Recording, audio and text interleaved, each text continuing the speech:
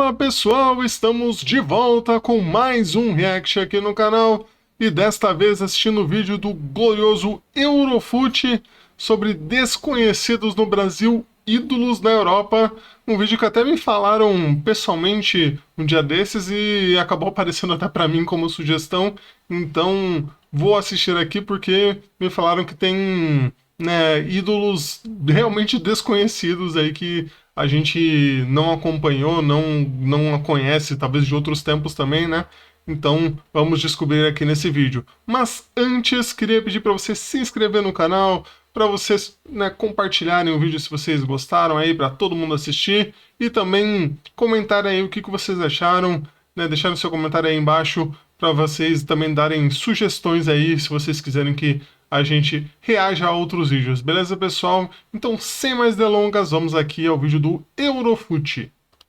Quando você pensa em ídolo do Real Madrid, campeão da Champions, você pensa em quem? Roberto Carlos? Marcelo? Casemiro? Pois é, tem um cara que ninguém conhece no Brasil e que muito antes desses aí conseguiu colocar o seu nome no futebol espanhol e botar o nome do Brasil na maior competição europeia. Eu vou contar nesse vídeo pra você a história desse cidadão e de outros que são muito valorizados, ídolos na Europa, mas que no Brasil pouco se fala e quase ninguém conhece. E aí no final do vídeo você me diz quantos deles você já conhecia e sabia quem era, beleza? Voltando pro tema do Real Madrid, então, o cara que eu tava falando ali se chama Canário, ou na verdade esse era o apelido. O nome dele era Darcy Silveira dos Santos e nasceu no Rio de Janeiro lá em 1934, jogando como ponta pelo Olaria e pelo América no Rio de Janeiro. E aí talvez alguns já estejam assim, putz, lá vai o Eurofute falar de futebol de 100 anos atrás de novo, mas essa história é muito interessante. Olha só, hoje é um caminho de carreira que a gente sabe que nunca aconteceria, ou muito dificilmente. O cara saiu do América do Rio e direto pro Real Madrid. Mas foi exatamente o que aconteceu naquela época, beleza? O Real Madrid já era tetracampeão europeu naquele momento e o Canário se transferiu pra lá aos 23 anos em 1959, buscando daí voos maiores, né? Com detalhe, chegando lá pra substituir o lendário Raymond Kopa, hoje muito conhecido por dar nome ao troféu Copa da France Football, que premia o melhor jovem da temporada. Então o brasileiro Canário, jogando ao lado de lendas como Di Stéfano e Puskás, foi titular da final da Copa Europeia, o nome da Champions naquela época, né? Em 1960, quando o Real Madrid enfrentou o Frankfurt e o jogo foi um lendário e histórico 7-3 pros merengues. O que até hoje é o maior placar de uma final de Champions na história, né? Com detalhe, temos imagens dessa final, óbvio, e você pode ver que saíram dos pés do Canário, camisa 7, os primeiros 2 gols do Real Madrid. No primeiro ele dá uma assistência perfeita pro Di Stéfano e no segundo ele dá um chute que o goleiro dá rebote, e aí a bola cai com o Di Stéfano também, que vira o jogo. Então olha a importância pro homem, né? Com esse 7-3 aí o Canário se tornou o primeiro brasileiro a conquistar o que hoje é a Liga dos Campeões, e pelo time madrilenho ainda conseguiu conquistar 2 vezes o Campeonato Espanhol, uma Copa do Rei e um Intercontinental. E é curioso como a gente tá falando de um cara que tá na história do Real Madrid desde lá de trás e virtualmente ninguém no Brasil conhecia, né? Pra ser sincero com vocês, nem eu conhecia antes de pesquisar pra esse vídeo. E pra você ver como ele é pouco conhecido, se você botar Canário no Google, vem o quê? O canarinho, o animal, né? A ave. E se você botar Canário seleção, vai no Google Imagens, a primeira coisa que aparece não é o Canário jogador, é o canarinho pistola, o mascote da seleção. Tem que colocar assim, Canário jogador, pra você conseguir cair no Darcy, né? Mas a história dele tá só na metade e fica ainda mais interessante daqui pra frente, porque foi por outro Real que o Canário verdadeiramente virou uma lenda e basicamente ajudou a mudar a história do clube. Depois de 3 anos em Madrid e numa passagem rápida pelo Sevilha, o Canário se transferiu pro Real Saragossa, onde ficou por 5 anos e fez parte de um ataque lendário que ficou conhecido como Los Magníficos. E não era à toa, porque nesses anos 60 ali, o Real Saragossa viveu a sua época de ouro, sendo um dos melhores times da Espanha naquele período e disputando, pra vocês terem uma ideia, 4 finais de Copa do Rei consecutivas, em que eles perderam 2, mas ganharam 2, e foram os primeiros títulos da história do clube, e o Canário tava lá sendo fundamental. Em 64, inclusive, ele viu vários companheiros dele ali de Real Saragossa serem campeões europeus com a Espanha, só que ele não teve a mesma sorte pela seleção brasileira, né? Olha, cara, isso aqui é insano, tá? Pra gente ver como o futebol muda. Ele fez apenas 7 jogos pela seleção brasileira lá atrás, em 1956, quando ainda era jogador do América, perdendo espaço justamente pra outro jogador com o nome de Pássaro, né? O Garrincha, que tava, obviamente, muito bem no Botafogo. Aí você pensa, pô, Ah, mas tu provavelmente vai falar que eu cortei bem na hora. É, mas o jogador que jogava fora era meio mal visto, né, nessa época. Eles não eram chamados, ou hoje é quase o oposto, né? Deu uma mudada um pouco nesses últimos tempos, né, com um crescimento aí do Campeonato Brasileiro, né, chegada de jogadores e tudo mais, mas, né, naquela época o jogador que jogava fora era meio mal visto, não era muito chamado para a seleção brasileira, né, dificilmente era chamado, então, né, além do Garrincha ser o Garrincha, né, que era um gênio da bola, ainda tinha esse fato de que o cara estava fora do Brasil, né, então não era essa facilidade, né, de ser convocado porque ele estava fora e não prestavam atenção, né, nos campeonatos de fora como se presta atenção hoje. E aí por isso também que, né, ele não tinha esse holofote. Vamos ver se ele não vai falar a mesma coisa que eu falei agora, né, porque eu cortei bem no meio fala. Um brasileiro brilhando no Real Madrid, no Real Saragossa, né? Esse cara não tinha espaço na seleção. Acontece que naquela época, jogar fora do Brasil era um ponto negativo. Provavelmente pela distância do país, pelo fato de que era muito difícil acompanhar o que acontecia no Campeonato Espanhol. Não era como hoje, né? Então quando o cara ia jogar lá, basicamente ele não era mais visto por ninguém. O público não ia acompanhar o futebol dele, ele não ia sair nos jornais brasileiros, o que é diametralmente oposto do que acontece hoje. Hoje a gente tem um caso em que muitas vezes um jogador tá bem num clube brasileiro e não vai pra seleção. Mas assim que ele é contratado pelo Manchester City, por um Real Madrid, ele imediatamente ganha os olhares do público e é convocado. Imagina só um brasileiro titular do Real Madrid não ser convocado pra amarelinha. Pô, a sede da CBF ia ser invadida, né, cara? Depois de uma carreira vitoriosa, o Canário resolveu permanecer em Saragossa, onde ele vive até hoje, né, fixando lá o seu ninho. E hoje, aos 90 anos, é constantemente lembrado pelos seus feitos na Espanha, tanto no Saragossa quanto no Real Madrid, enquanto, infelizmente, no Brasil quase ninguém ouve falar. Voa, canarinho, voa. E aí assim, né, no começo do vídeo eu perguntei pra vocês quantos desses caras aqui vocês conheciam. O Canário, tenho certeza que 99% ninguém sabia quem era, né? Então eu vou dar uma colher de chá pra vocês, mas os próximos 3 já dá. Então se você já conhecia... Ó, a baita história aí do Canário, realmente nunca tinha ouvido falar nele, o primeiro brasileiro ainda, né, ser campeão da Champions, né, que hoje é Champions, é loucura. Os próximos que eu vou falar, depois no final do vídeo você coloca assim, bingo nos comentários, fechou? O próximo tem uma das histórias mais legais daqui, que é um cara que é absolutamente desconhecido no Brasil, né? Se ele andar na rua ali, lá na Paulista, não tem ninguém pra pedir pra tirar uma foto com o cidadão. Como diria um amigo meu, o Vitor, um forte abraço aí pro Vitor, se ele estiver assistindo esse vídeo. Ele fala no contexto curitibano, se ele for ali no shopping estação, ninguém vai reconhecer ele. Mas na Europa ele é ídolo absoluto de um clube que inclusive aposentou a camisa 9 em sua homenagem. Eu quero ver se você conhecia já o cidadão chamado Marcos Tavares. Apesar dele ser mais desconhecido, ele jogou com um cara muito conhecido, que foi o Ronaldinho Gaúcho, tá? O Marcos teve uma infância com muitas dificuldades em Porto Alegre, chegando a dormir no chão na comunidade onde morava, mas felizmente seu pai trabalhava no Inter, e ali ele iniciou sua trajetória no futebol. Só que ele novinho chamou a atenção do Grêmio, que fez uma proposta irrecusável, o que colocaria inclusive em xeque o emprego que o pai dele tinha no Inter, mas eles resolveram correr esse risco. E lá no tricolor gaúcho, o Marcos Tavares foi então lançado pro profissional simplesmente pelo Tite, chegando a jogar e fazer amizade com o Ronaldinho Gaúcho e também ganhando oportunidades nas seleções brasileiras de base, sendo, por exemplo, campeão do Sul-Americano Sub-17 de 2001, ao lado, por exemplo, de Diego Ribas. E aí tu pensa, Ronaldinho, Diego, Tite, a gente conhece todos esses caras, por que nunca ouvimos falar do Marcos, né? Apesar de ser talentoso, ele mesmo disse que essa mudança de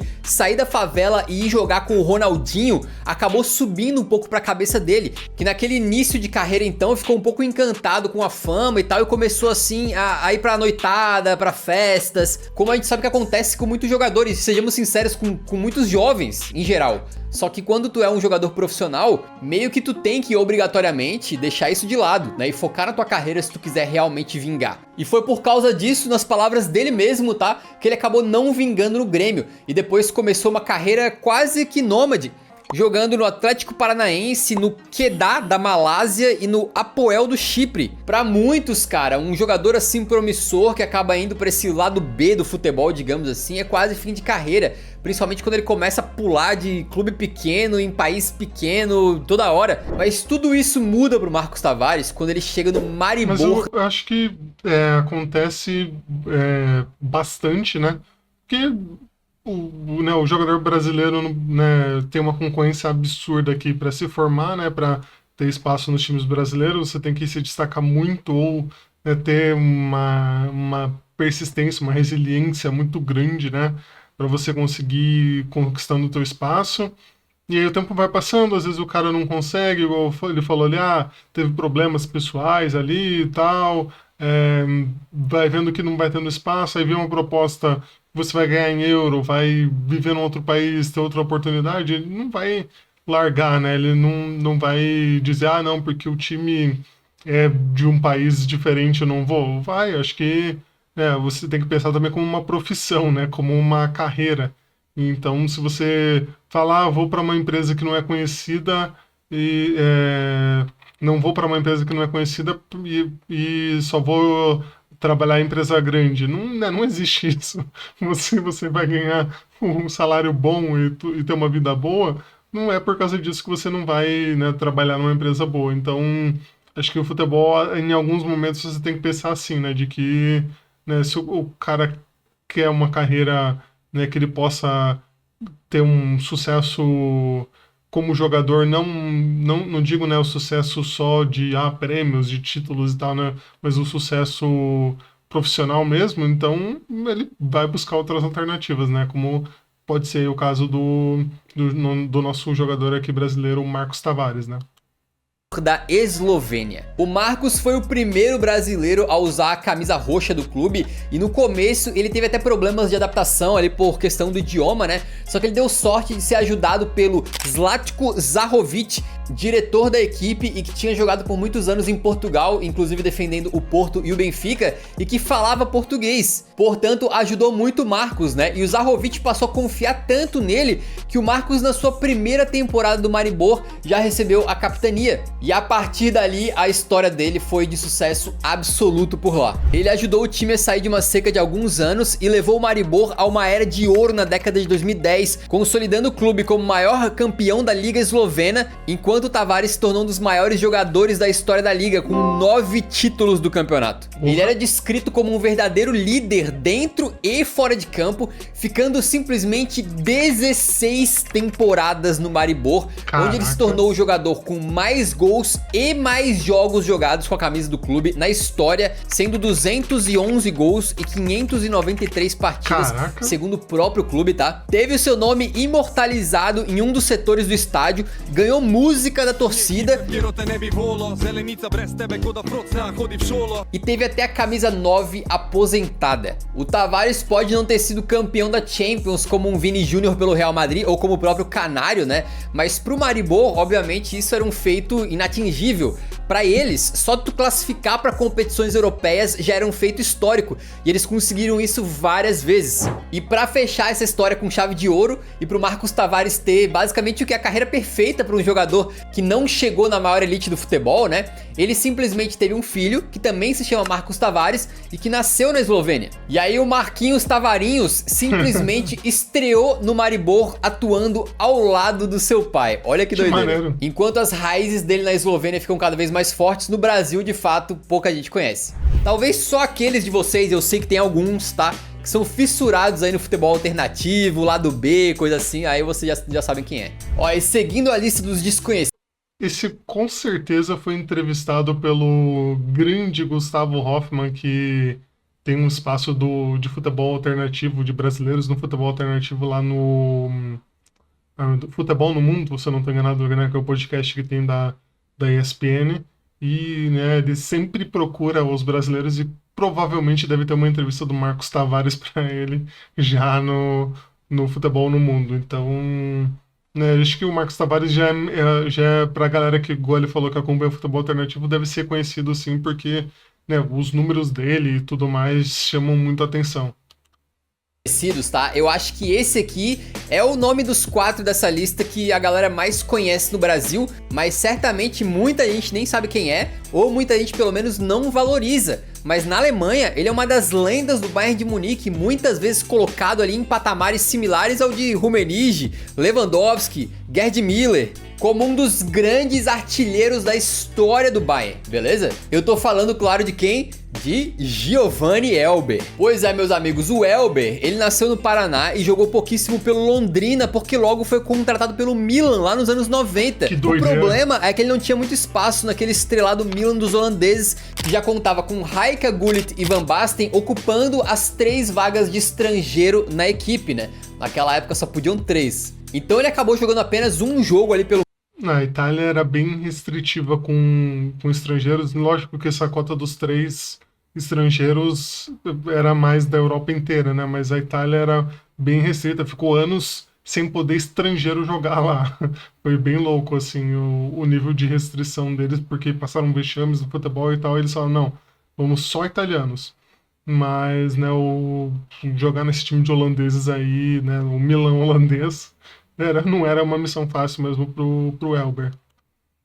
Milan e foi emprestado para o Grasshopper da Suíça, onde ele ficou por 3 anos e até hoje é um dos 20 maiores artilheiros do clube na história. E certamente uma das bizarrices da era pré-Lei Bosman, né? Tu contrata um jovem talento e empresta ele por 3 anos para outra equipe. Doideira. Aí o Elber é contratado pelo Stuttgart da Alemanha, onde ele continua metendo gol a rodo, e inclusive vencendo ali a Copa da Alemanha de 1997 e chamou a atenção, então, igual todo jogador que se destaca na Alemanha, né? Do Bayern de Munique. E a passagem dele pela Baviera foi simplesmente lendária, tá? O Elber ficou marcado por gols bonitos, como aquele que foi eleito gol do ano de 99 na Alemanha, que praticamente um gol olímpico ali, né? E também por comemorações marcantes, como daquela vez que ele se enrolou no escudo do Bayern de Munique como se ele fosse uma panqueca humana. E sabe aquele tradicional banho de cerveja que os jogadores do Bayern de Munique fazem quando eles conquistam algum título? Então, o Elber se gaba de ter sido ele que inventou isso daí, tá? Ele realmente era um cara que trazia muita alegria e uma pitada de loucura ali pro clube. E além dos momentos icônicos e dos gols, né, o Giovanni Elber foi muito bem sucedido por lá em termos de títulos. 4 vezes vencedor do campeonato alemão, 3 Copas da Alemanha no currículo,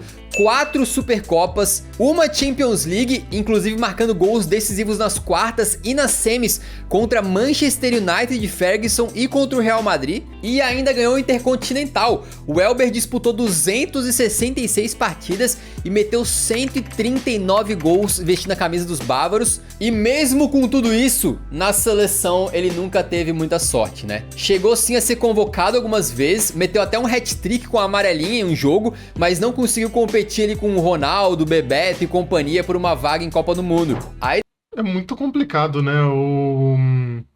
A competição que tinha de jogadoraços que tinha ali, né, nos anos 90, começo dos 2000, porque, né, tinha muita gente boa no ataque. Então, igual ele falou ali, os nomes era coisa absurda, né? Muito jogador bom ficou de fora porque não tinha, né? O próprio atacante do Grêmio, agora que eu esqueci o nome, que jogou no Porto, agora eu esqueci o nome dele.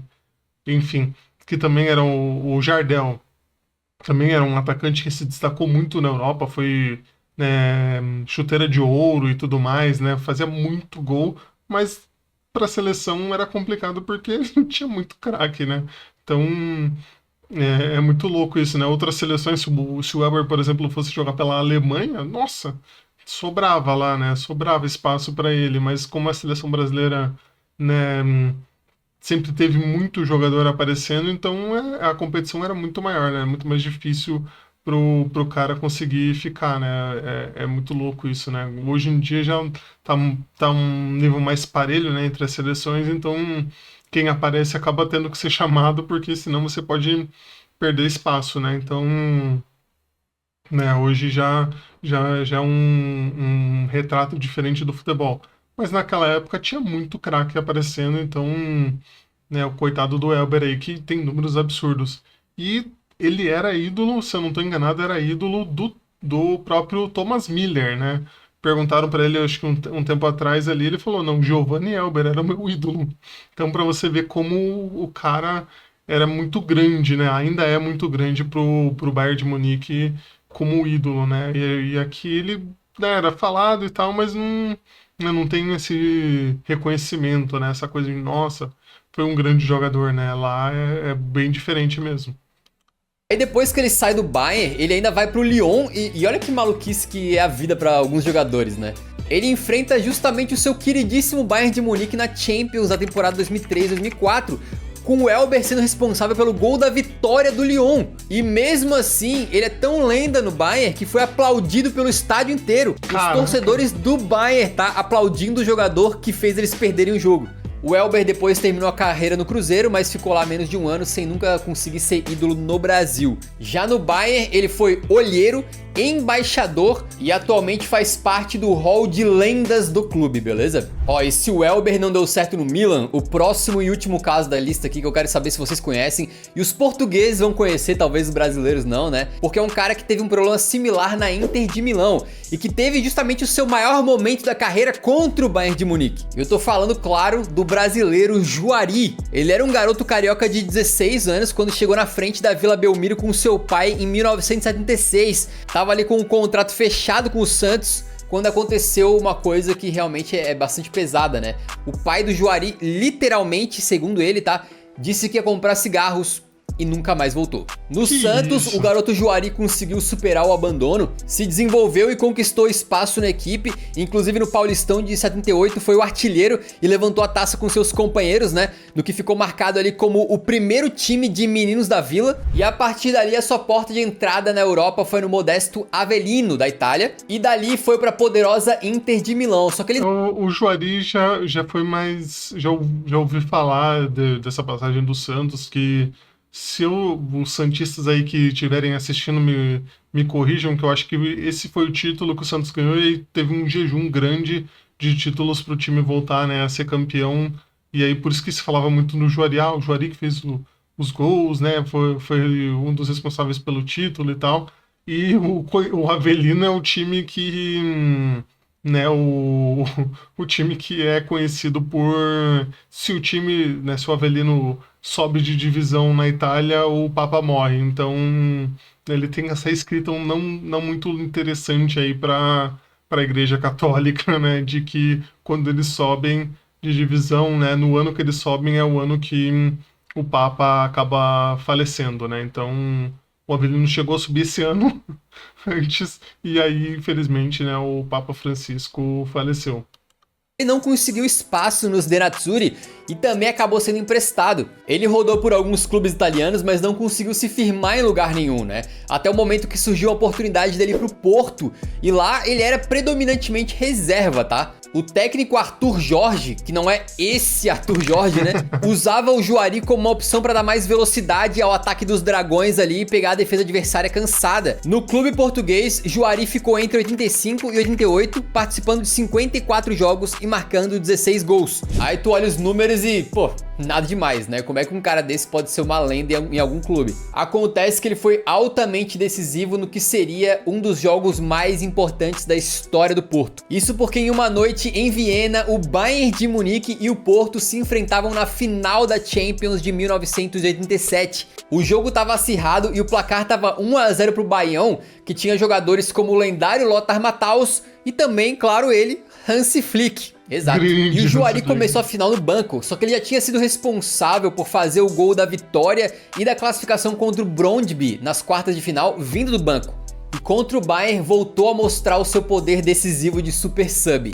Isso porque ele dá um passe meio que de cavadinha pro golaço de calcanhar do Madjer aos 34 minutos do segundo tempo, que empatava a partida e deixava tudo em aberto, deixando a torcida portista obviamente empolgada, até que chegou o momento dele de entrar pra história. 3 minutos depois, foi a vez do próprio Madjer mandar na área e o Juari aparecer livre no segundo pau para finalizar e fazer o gol mais importante da sua carreira, dando a vitória por 2-1 de virada e o primeiro título europeu da história do Porto, transformando ele pro torcedor do Porto em algo semelhante ao que é o Adriano Gabiru pelo Internacional de Porto Alegre. Não é um cara que é um ídolo máximo, uma lenda histórica, mas o cara simplesmente fez um dos gols mais importantes da história e por isso tá com o nome marcado para sempre na história do clube e no coração dos torcedores, né? Não tem como. O Juari também teve outros momentos interessantes, né? Por exemplo, quando ele marca um hat-trick contra o Barcelona.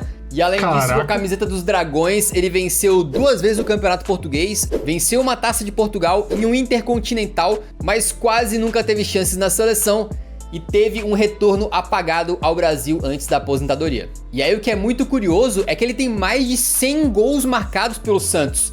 Mas quando tu pergunta, pô, um ídolo do Santos, todo mundo vai lembrar do Pepe, do Pelé, depois da geração do Neymar e tal. Mas ninguém lembra do Juari, né? Enquanto lá em Porto, meu amigo, quando o assunto é Champions League, é o contrário. Ninguém esquece. Você dirija-se aos comentários agora mesmo pra me dizer quais... Não, o Juari, realmente, acho que o que ele colocou aqui, né? Gabiru do Porto, acho que tem alguma relação, sim, né? O cara que não era ídolo, não tinha destaque e acabou fazendo, né, o gol mais importante ali da história do clube, né? Depois ainda foi campeão com o Mourinho, né, da Champions, mas o primeiro título é o que mais marca, né?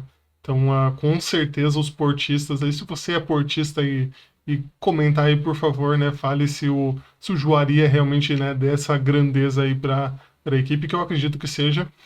E, né, o Juari que jogou com Casagrande nesse Porto aí, campeão de 87, né, da Champions. Então, grandes jogadores aí que estavam no Portão campeão e, né, para tirar o Bayern com baita jogadores ali, né, da Alemanha. Então, não é pouca coisa não que o Juari fez. Esses 3 últimos aí você conhecia, eu vou dar uma colher de chá lá pro Canário, que realmente era difícil, tá? Mas por falar em Canário, a gente também deixou um easter egg pequenininho aqui no vídeo. Se você viu, comenta aí o minuto e os segundos, né? A minutagem aí pra eu saber que você tava de olho, entendeu? Por falar em ficar de olho, fica de olho nesse vídeo que tá aparecendo na tela, que a gente fala sobre craques que fizeram mais ou menos o contrário, tá? São jogadores brasileiros que brilharam muito no Brasil, são ídolos conhecidos, mas que na Europa tiveram passagens apagadíssimas e ninguém sequer lembra que os caras jogaram lá. Coitados. É o caso, por exemplo, do Renato Gaúcho, beleza? Então clica aí pra assistir que tenho certeza que você vai gostar também. Porra. Quando você pensa em ídolo do Real Madrid, campeão da Champions, você pensa em quem? Roberto Carlos? Entendeu? Por falar em ficar de olho, fica de olho nesse vídeo, tá? Os conhecidos, mas que na Europa tiveram passagens apagadíssimas e ninguém sequer lembra que os caras jogaram lá. É o caso, por exemplo, do Renato Gaúcho, beleza? Então clica aí pra assistir que tenho certeza que você vai gostar também. Bom, é isso, né? Bom vídeo, mais um bom vídeo do Eurofut. Acho que é um belo canal, grandes conteúdos aí. Vou procurar outros vídeos deles pra gente reagir aqui. E esse, né, eu só lembrava do Elber, né, assim, de fácil, e o Juari depois ali que mostrou, eu acabei lembrando um pouco, mas, né, ainda assim não sabia da trajetória toda do cara, né, onde ele tinha sido ídolo e tudo mais. Então, uma bela relembrança aí. Acho que é sempre legal a gente lembrar de caras que fizeram história no futebol, ainda mais brasileiros, né? Acho que é legal ter isso para que a gente guarde essa memória, né, de caras que foram tão importantes, né, no futebol e a gente às vezes não dá o devido valor, né? Mas é isso, né? Queria agradecer a você que, né, nos assistiu aqui até o final, pedir para você se inscrever no canal, para você compartilhar esse vídeo se você gostou e também deixar o seu comentário aí, dando sugestões aí do que você quer que a gente acompanhe, beleza, pessoal? Então é isso, um forte abraço e até a próxima.